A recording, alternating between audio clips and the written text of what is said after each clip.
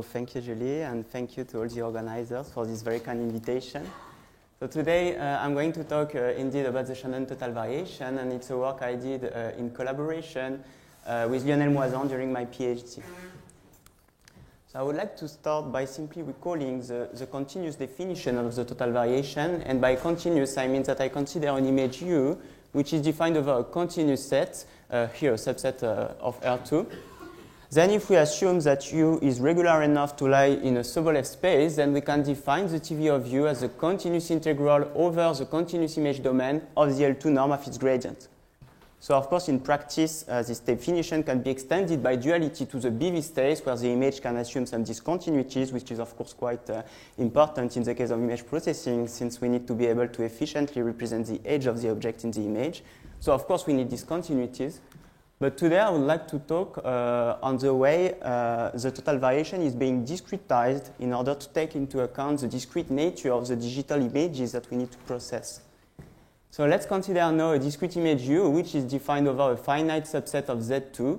We need to adapt the definition of the total variation. And what is generally done is that we define the discrete total variation of the discrete image U as the discrete sum over all the pixels of the image of the L2 norm of nabla U.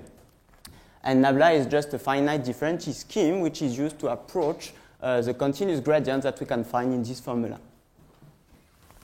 So all of you know that the total variation has become popular, at least in the field of image processing, because of the works of Rudy Nosher and Fatemi, who proposed in 1992 an image denoising model that can be reformulated as a convex energy minimization problem.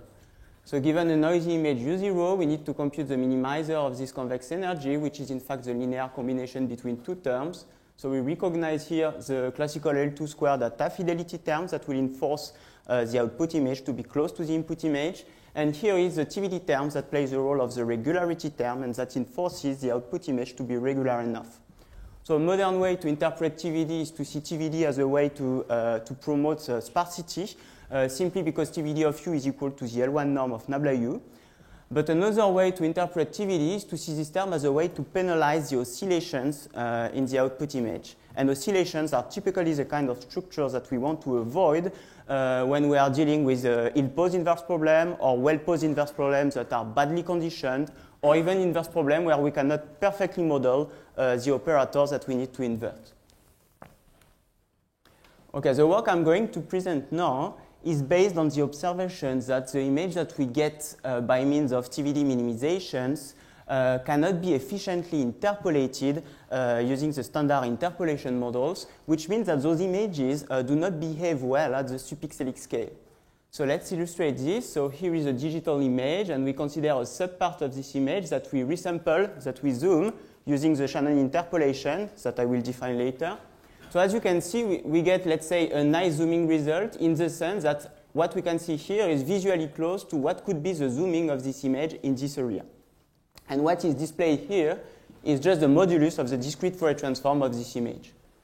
Okay, so now let's process this image using the Rudy Nosher and Fatemi denoising model, and we get an image like this. And when we try to resample the image in the same area, here is what we get. So as you can see, we can observe the presence of oscillatory patterns that are located along the object, along the edge of the object of the image. And if we have a look to the Fourier transform of this, the discrete Fourier transform of this image, we can observe here the presence of frequency aliasing that was not present in the initial spectrum, which means that this aliasing has been created during the denoising process. And actually, this aliasing in the Fourier domain is responsible for those high-frequency oscillations that we can observe in the spatial domain. So, of course, it's, as always, better visible on the screen of my laptop, but I think we can still see the oscillation here. So, of course, we can suspect the Shannon interpolation to be simply not adapted to handle this kind of images. But as you can see, even when we replace the very global Shannon interpolation by here a very, very local B-cubic spline interpolation, actually we can still observe, so it's very difficult to see here, of course, but we can see that maybe better here. There are still some spurious oscillation in the spatial domain. So this means that in general, the image that we get after a TVD processing cannot be efficiently manipulated at the subpixelic scale, at least using the standard interpolation models. So in order to address this issue, I'm now going to present an alternative discretization scheme for the total variation, which relies on the Shannon interpolation. And the Shannon interpolation, of course, is based on the Shannon sampling theorem that I recall here in dimension D.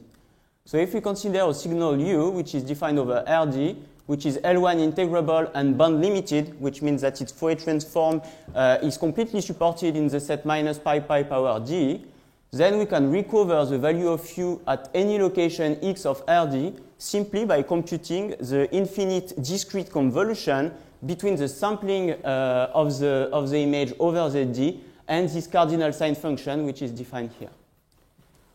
So of course, in practice, we don't have access to the sampling of the image over Z2 because we only have access to a finite number of samples.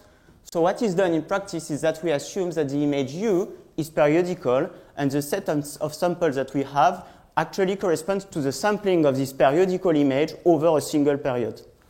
But it's interesting, of course, to note that if we assume that U is periodical, then U cannot be L1 integrable anymore unless U is completely equal to 0. But anyway, when we assume that U is periodical in that particular formula, we can show that we can rewrite this infinite discrete convolution as a finite discrete convolution, which is written here in 2D.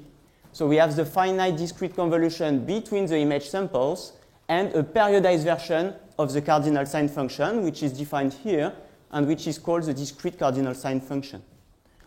So the formula that we have here is exactly what we call the Shannon interpolation formula for the discrete image U. And as you can see, this formula is directly derived from the Shannon sampling theorem under the assumption that the signal is periodical.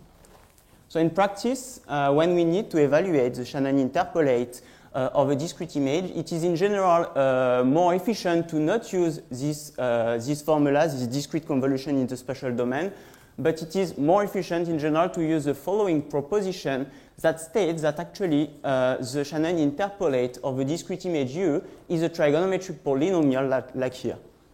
And the coefficient of these trigonometric polynomials relies on the value of the DFT, the discrete Fourier transforms, of the discrete image U that we are trying to interpolate.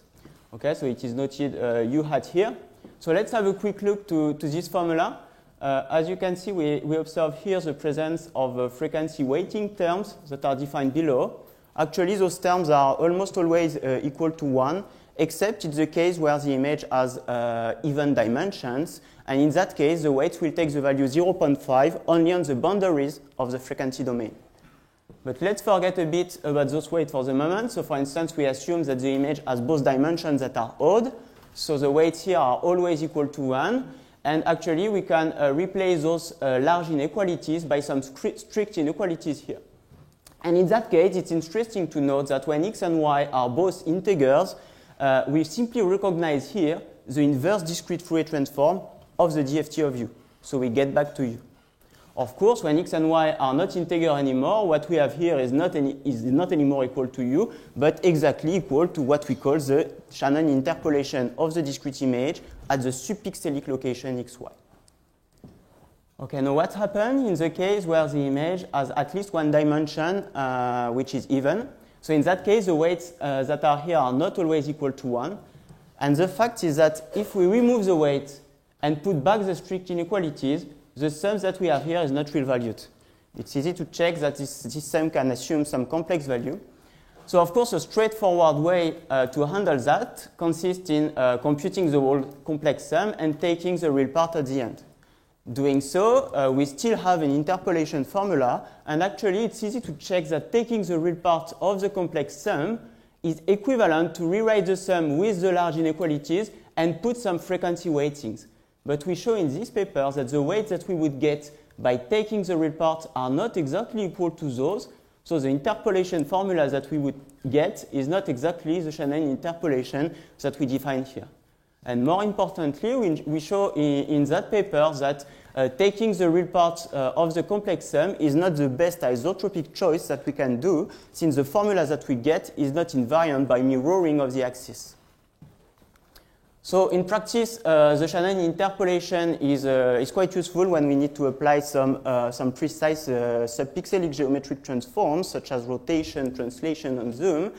And as I told you, it is in general more efficient to use this formula because we can benefit from the efficiency of the fast Fourier transform algorithm to compute this. Okay, now we recall the definition of the Shannon interpolate. We can define the Shannon total variation. So if we consider a discrete image U, we will define the Shannon total variation of the discrete image U as the continuous total variation of its Shannon interpolation. So this is equal to the continuous integral over a single period of the L2 norm of the continuous gradient of the trigonometric polynomial U. So this integral, of course, is well defined, and if you remember, I told you that the total variation is a way to penalize the oscillations in the image. And we easily understand that the problem with the discrete total variation is simply that the discrete total variation is only able to penalize the oscillation at the pixel scale. And the idea behind the Shannon total variation is simply that by taking into account the whole Shannon interpolation of the image, then we will be able to penalize the oscillation at the subpixelic scale. So of course, in practice, computing this continuous integral is not straightforward, but what can be very easily done is to approach this continuous integral using a Riemann sum. So what we simply suggest is to sample the integration domain with step 1 over n in both directions and compute the associated Riemann sum approximation of this continuous integral. So this is exactly what we define as STVN of U. It's an approximation of the continuous integral, which is here. Now if we define dnu at location KL equal to the continuous gradient of the Shannon interpolate at this location, we define a dn operator which is linear and which is a gradient operator. But this gradient operator is different from a finite differential scheme. And doing so, we can rewrite STVN of U as this sum. And as you can see, STVN of U has exactly the same structure as TVD. Indeed, in both cases, we simply need to compute the sum of the L2 norm of a linear operator which is applied to the image. So in the case of STVN, the linear operator is dn divided by n squared. And in the case of TVD, the linear operator is nabla. Okay, so this is in fact quite important because this means that all the mathematics, all the duality tools, all the proximal algorithms that are useful to handle TVD in an optimization framework can also be used to handle STVN. So we'll come back on that in a few slides, but before I would like to do a bit of history about the Shannon total variation. So the Riemann sum I just displayed appeared in the first time in the works of Malguir and Guichard in 2001. So this Riemann sum appeared in a proof which was dedicated to show the absence of aliasing for their edge direction preserving image zooming algorithm. Then it has been proposed by Lionel Moisan in 2007 in this very short conference paper as an alternative to the classical TVD, which is able to generate some images that can be efficiently interpolated. Since that, it has been used several times, especially in the field of satellite imaging, where you know that the sampling, the accurate sampling of the data is quite an important topic. Then we published this paper in 2017, which contains a more thorough, a more detailed description of the Shannon total variation, which contains the discussion that we had about the interpolation of images with even dimensions. It contains the description of how the modern duality tools can be used to handle the Shannon total variation in an optimization framework. And in this paper, we proposed a new aliasing removal algorithm, a new model that I will present today. We also studied the isotropy of the Shannon total variation discretization scheme. And this discussion about isotropy is not in the paper, but you can find it in my PhD manuscript. And I will talk about this also during this talk. Okay, now let's get back to work on the Shannon total variation. So exactly as we have for TVD, we have a dual formulation for STV. So we can write STVN of U as a max over a dual space of the inner product between the dual variable P and the linear operator which is applied to the primal variable u, and the dual variable p lies in the closed dual ball b star through this indicator function which is defined here. So the proof is very simple. Actually, it's a straightforward adaptation of the proof that we have for TVD, and I will not detail the proof, but simply recall that the adaptation is straightforward simply because TVD and STV share exactly the same structure. Okay, now of course, in order to be able to use STV as a regularizer, we need to be able to efficiently compute this term, and especially we need to be able to efficiently compute the DN operator. And actually, DNU can be efficiently computed directly in the Fourier domain using the following proposition that simply states that the DFT of the DNU signal is given by this formula. So to compute the DFT of DNU, we just need to compute the DFT of U. To zero pad the signal, we get DNU hat, and we multiply this signal by some frequency correcting terms, and we get the DFT of DNU. Then by taking the inverse discrete Fourier transform, we get back to the spatial domain, and we get the two components of this gradient operator. We can also show that we have this upper bound for the DN operator, which is, of course, in practice quite useful when we need to set the primal or dual steps for the primal dual algorithms that we are going to use. So I would like to insist a little bit more on the practical implementation by simply showing to you the MATLAB implementation of the DN operator, which is called S-grad here, like Shannon gradient, but also the adjoint operator. Of course, we define the divergence as the opposite of the DN operator. So let's have a look, for instance, to the S-grad operator, the DN operator. So what we have here is just a mesh grid. We just need to compute some frequency coordinates. Actually, the kernel of the code is here. So as I told you, we simply need to compute the DFT of the input image using the fast Fourier transform algorithm, and the DFT is simply multiplied by some frequency correcting terms that are here, and doing so we get the DFTs of both components of the gradient. By taking the inverse discrete Fourier transform, we obtain the two components of the gradient. So actually, it is quite similar for the divergence operator, and the implementation I just showed you is only valid in the case of image with odd dimensions, but you can find the more general implementation on my webpage in MATLAB or C language. So of course, taking into account the case of image with even dimensions will slightly increase the number of lines of code simply because we have to perform several parity tests, but there is nothing complicated with that. Okay, so from now, let's try to replace the classical TVD term by STV in several optimization problems related to image processing, and let's have a look to what we get. So let's start with the Rudin, Osher, and Fatemi denoising model. So what we have here is the STV variant of this denoising model. We just replace TVD by STVN. So we get this minimization problem to handle, and using the dual formulation of STV, we can rewrite this minimization problem as a primal dual saddle point problem, which can be efficiently handled using the classical proximal algorithms, such as, for instance, the very beautiful Chambolle-Pock algorithm. So let's have a look to the simulation. So here is a noisy image. The noise was simulated. It's Gaussian with standard deviation 20. Here is the denoised image we obtain using TVD as a regularizer, and here is the image that we obtain using STV. Okay, in both cases, the lambda parameter was set in order to maximize for each simulation the PSNR so that we can fairly compare the result. And what is displayed below is just a close-up view of the upside image. So by close-up view, I simply mean that I recopy the pixel to make look them bigger, or said differently, I'm applying a zero-order nearest neighbor interpolation. So if we compare the image, as you can see, the images are quite similar.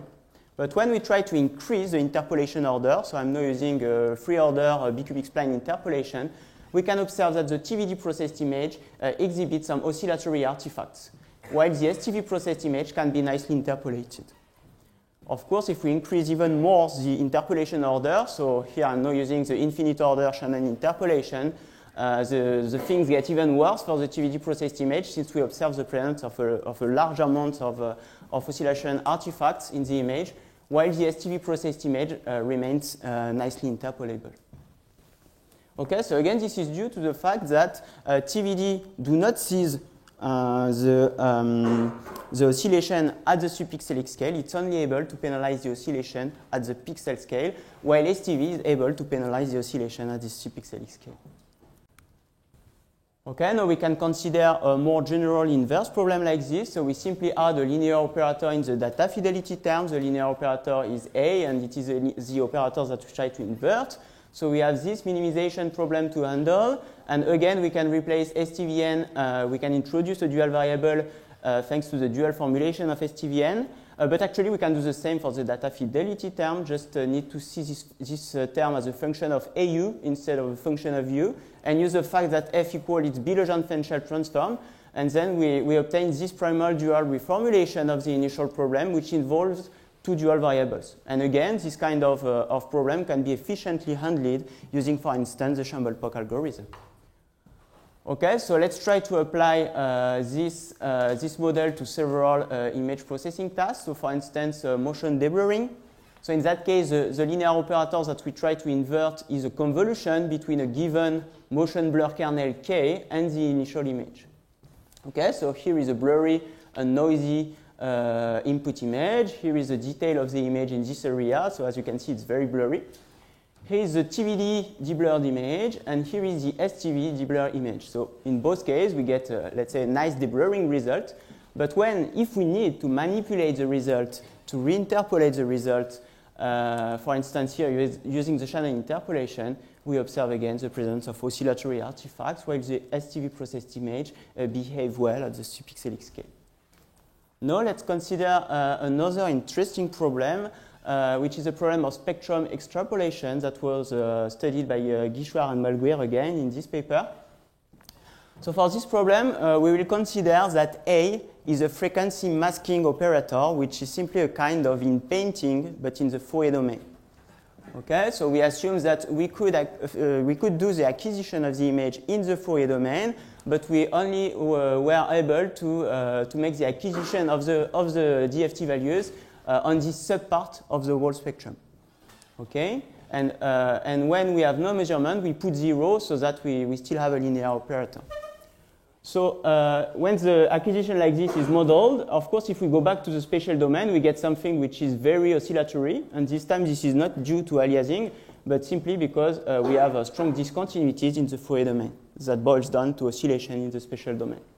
And actually, solving this kind of problem with this operator simply amounts to change the frequency content of the image, to replace those 0 values in the Fourier spectrum by something else, in order to get something which is less oscillatory in the spatial domain, because we are using TV as a regularizer and TV penalizes the oscillation. So we will change the frequency content of the image, we will change those 0 values in order to get something which is less oscillatory in the spatial domain. And as you can see, again, both models do the job. We get an output image in both cases, which is far less oscillatory than the initial image. But if we have a look to the frequency contents, the frequencies that has been created by this model, we can see that the TVD model generated some aliased coefficient. And again, as soon as we need to manipulate this image at the subpixelic scale, we will suffer from this aliasing artifact that we boils down to oscillations. Okay, so the STV processed image does not exhibit, at least visually, this kind of aliasing artifact. So it did not create some alias coefficient, but also we can barely see here, but we have a quite interesting attenuation of the frequency content of the image near to the boundaries of the Fourier domain, and we know this is useful to avoid ringing when we try to interpolate the image. So now let's try to go a bit further and try to benefit from this ability of STV to change the frequency content of the image in a way which is compliant with Shannon interpolation. So the model that we propose is the following. So it's very similar to the Rudin-Osher and Fatemi denoising model, but we change the data fidelity term, which is not anymore a L2 square distance in the spatial domain, but it is here a weighted L2 square distance between the Fourier spectrums of the image. So we have here the weighted L2 square distance between the DFT of U and the DFT of the initial image. Okay, so first, it's interesting to note that this model can be viewed as a kind of generalization of several previously mentioned models. For instance, when gamma is constant equal to 1, actually this term is exactly equal to the L2 square distance in the spatial domain, and we go back to the Rudin-Osher and Fatemi denoising model. Now, if gamma is 0 everywhere except on a subpart of the frequency domain where it takes the value 1, we get back exactly to this spectrum extrapolation model. But let's consider now less trivial but yet simple choice for the frequency weighting terms. So let's define gamma equal to a Gaussian. And the idea is the following. For low frequencies, gamma will be close to 1, so let's say it is large. And so we enforce the data fidelity term for low frequencies. So we enforce the low frequency content of the output image to be close to the low frequency content of the input image. On the contrary, for high frequencies, gamma will be close to 0, so this is small compared to 1. And the value of the DFT for high frequencies will be mainly driven by the STV term during the minimization process. So as you can see, through this frequency weighting function, we are able to make the weight of the regularity with respect to the data fidelity term adaptative with respect to the frequency position. Now let's have a look how this can be useful. So here is a satellite image that was provided to us by the CNES. Here is some details of the image in this area, and here is the DFT, the modulus of the DFT of this signal. So as you can see, the image is already aliased, and we will again check that this aliasing is responsible for oscillation at the subpixelic scale, as usual. And we want to attenuate to get rid of this aliasing artifact in the image. So a standard way to proceed simply consists in performing apodization, which is simply a multiplication of the Fourier spectrum by an attenuating function. So here we use, for instance, a Gaussian. As you can see, the aliasing is still here. It's attenuated, but still here. And the attenuation of this aliased artifact comes at the cost of introducing a very large amount of blurring in the image. So now let's have a look to the kind of image that we get using the previously mentioned model. So we get an image like this, which is very similar visually to the initial image. Actually, the PSNR between the two images is close to 50. So the images are very close, 50 dB, of course. But if we have a look to the Fourier content of the image, we can see that we removed those aliasing artifacts. So the fact, again, is that those aliasing artifacts in the frequency domain were responsible for strong oscillation at the subpixelic scale, so they were penalized by STV. And they were even more penalized by STV because they lie near the boundaries of the frequency domain, so they lie in the high frequency content of the image, as usual with aliasing. And in this part of the spectrum, the regularity term has even more weight than the data fidelity term, thanks to the use of this weighting function, which is defined in the frequency domain. Okay, if we look at other frequencies, even high frequencies, as soon as high frequencies are not responsible for strong oscillations at the subpixelic scale, then they are well preserved by this model. This is the same for the low frequency content of the image, which is quite well preserved, and this is the reason why we get some images that are visually very similar to the initial image. Okay, so as I told you, because of aliasing, the initial image cannot be efficiently interpolated. We have some oscillation artifacts, while the generated image, which is visually close, can be efficiently manipulated at the subpixelic scale. So this is the reason why we called this model the image Shannonizer, because it's able to generate from an image which is not necessarily well sampled. It is able to generate an image which is visually very close, but which is compliant with Shannon interpolation and thus with the Shannon sampling theorem. So it is free of aliasing and it is free of ringing. Okay, so here is another example with a photography that I found on the web. So the spectrum is quite aliased, as you can see. and here is a processed image. So as you can see before and after, but by looking at the frequency content, we removed a large amount of aliasing in the spectrum. And now if you look at the image in the spatial domain, before and after processing, as you can see, the image is quite similar. And again, if we try to interpolate the initial image, which is aliased, we observe artifacts, while the generated image, the Shannonized image that we get using this model can be nicely interpolated. Now, I would like to finish this talk by talking a bit about the isotropy of the Shannon total variation discretization scheme. And in order to do so, we will consider this isotropic image. So by isotropic, I mean that the image is it's perfectly rotationally invariant. If we take 2 pixels in this image that have the same distance from the center, the gray level value of those 2 pixels is exactly the same.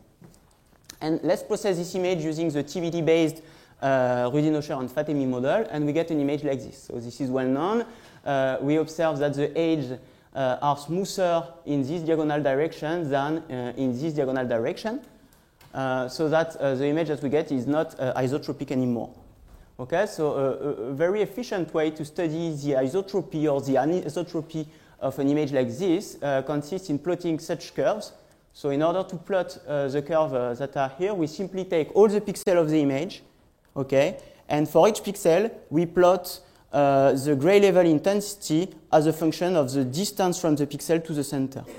Okay, so for instance, if 2 pixels have the same distance, let's say 32 in this image, okay, it happens that those 2 pixels have different gray level values, which means that the image is not isotropic and the curve that we get is very irregular. And the irregularity of this curve is a consequence of the lack of isotropy of this TVD-based processing scheme. And I would like to insist on the fact that I'm not relying on interpolation model anymore. I'm not rotating the image using spline or Shannon interpolation. I'm just here working at the pixel scale, and using this curve, we can study the isotropy of the generated image. Now let's have a look to what we get using the Shannon total variation. So we get an image like this, which seems better isotropic than the image we get here. Actually, if we look at this curve, we immediately see that, okay, the level of isotropy is better, but it's still not perfectly isotropic. And I'm not sure that if you can see, but actually the edges are sharper in the diagonal directions than in the horizontal and vertical direction.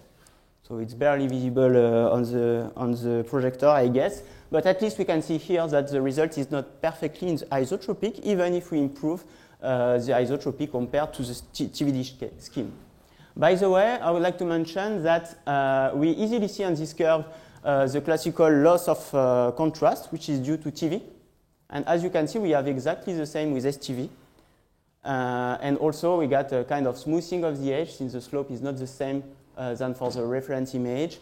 And we got quite the same behavior here. So this is actually a quite usual behavior of STV. So except for aliasing, ringing, on isotropy, the behavior of STV is quite similar to that of TVD. At least it has the same defect. For instance, if you study Stargazing, I don't believe that STV provides better results in terms of Stargazing reductions. Okay, the edge of Stargazing will not be sharp, but there will still have some flat areas in the STV processed image. Okay, so let's go back to isotropy and let's have a look how we can improve the isotropy of this scheme. Actually, if we want to understand why the curve here is not perfectly smooth, we have to go back in the Fourier domain one more time.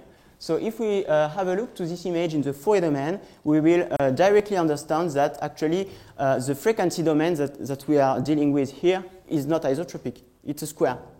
Okay? This means that in the diagonal directions, we have more Fourier coefficients than in the horizontal and vertical directions. So during the minimization process, we will have more degrees of freedom in the corner of the frequency spectrum, okay, so that we can put some high frequency content and get some sharp edge in those directions. So a very trivial way to improve the isotropy of this denoising scheme simply consists to add the constraint that the Fourier spectrum of the image should be included in this disk, which is the inscribing disk of the frequency domain. So if we add the constraint that everywhere outside of this disk, the Fourier spectrum should be 0, as you can see. I do not show you the image because you won't see really drastical difference with this one. But if you look at the curve, you can see that we get something which is almost perfectly isotropic. And I would like to finish by comparing this result with the recently proposed isotropic variant of TV by Konda, which was proposed in this paper. So the TV by Konda was used again to process the reference isotropic image, and here is the profile that we get. So as you can see here, the TV by Konda is interesting, especially because we have a better preservation of the slope here, of the curve. Actually, the TV by Konda is much more sharper, and it's a point which is discussed in the paper. But in terms of isotropy, as you can see, the TV by Konda is still not perfectly isotropic. At least it's less isotropic as what we get using the Shannon total variation, with the constraint that the support of the spectrum should be included in the inscribing disk. Okay, now I think it's time to conclude. So I presented a discretization scheme for the total variation, which is different from the classical TVD discretization scheme, and which rely on the Shannon interpolation. And using STV, we can kind of reconciliate TV regularization with Shannon interpolation, since we are able to use STV as a regularity term and generate some images that are compliant with Shannon interpolation, and thus with the Shannon sampling theorem. Okay, so replacing TVD by STV in optimization problem does not raise the difficulties, both from the mathematical viewpoint and from the implementation viewpoint. So all the mathematics works exactly in the same way. And I also discussed a model which the image shannonization model, which yields promising results in terms of aliasing removal. Okay. And yeah, we have this preliminary result, of course, because it deserves to be better studied. But yeah, we think that we have quite a very good level of isotropy, which is provided by this STV scheme. So in terms of perspective also, it would be interesting to try to extend this approach to handle other variant of TV, for instance, TGV. It would be very interesting, especially because for those higher order model, maybe we can benefit in a nice way from the fact that we are not deriving trigonometric polynomials that can be derived as many times as we want, and we do not depend anymore on discretization scheme. So we can imagine, of course, extending this approach to TGV, but also to other functional. I think it could be interesting to also extend that for more general, to discretize other functionals.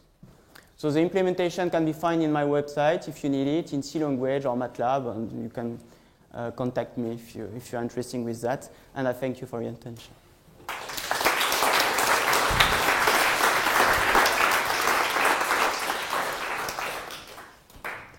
Thank you, Rémi. Is there any question?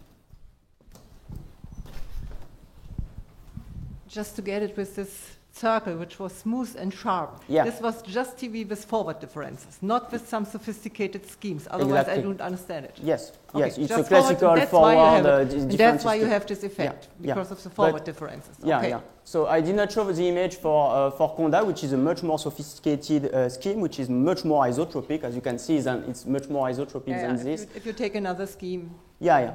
Yeah. But the fact with the finite differential scheme is that somewhere you will be dependent with the anisotropy of the grid itself. Yeah, of course. Yeah.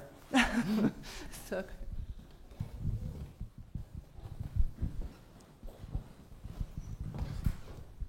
Thank you, Rémi, for this interesting talk. I just have a question. In fact, if I well understand, the main bottleneck of your method is the computational time due to the FFT into the gradient and divergence, if I well understand. Yeah. Yeah, but in fact, the computation looks like more like a filter, in fact.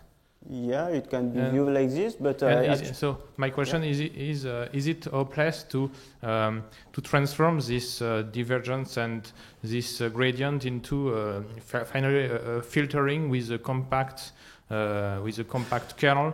Because in this case you can make that in a very fast manner with a GPU if the kernel is enough compact, and you can just avoid this bottleneck of your method. Maybe it's hopeless. I don't know. I didn't read very carefully all the equation of this code, but just opening question. Okay. Before answering this question, I agree with you that the computation of this gradient is less straightforward than the usual finite difference schemes, which can be computed in 2 lines. But basically, the cost, the numerical cost, will be n log n instead of n, because of the FFT, and we are dealing with oversampling version of the integration domain here. So we are typically working with n equal to 2, so we are dealing with images that are twice bigger in both directions. So the computational cost, there are more computational costs to handle STV than the classical TV, but I think it's still quite affordable compared to TVD. Okay, and to answer your question, I think if you want to get some local filters, then you have to give up using the Shannon interpolate, which is too global. I cannot be sure because I did not try, but I'm quite sure that the behavior of those DN operator and adjoint operator, because they are using, they rely on the global Shannon interpolate, I don't think you will get something which is local as you accept. Okay.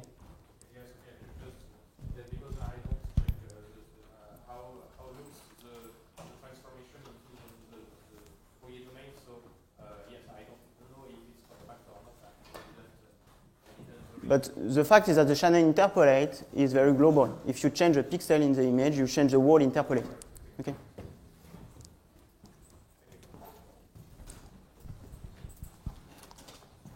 No other question? Okay, so we thank again our speakers.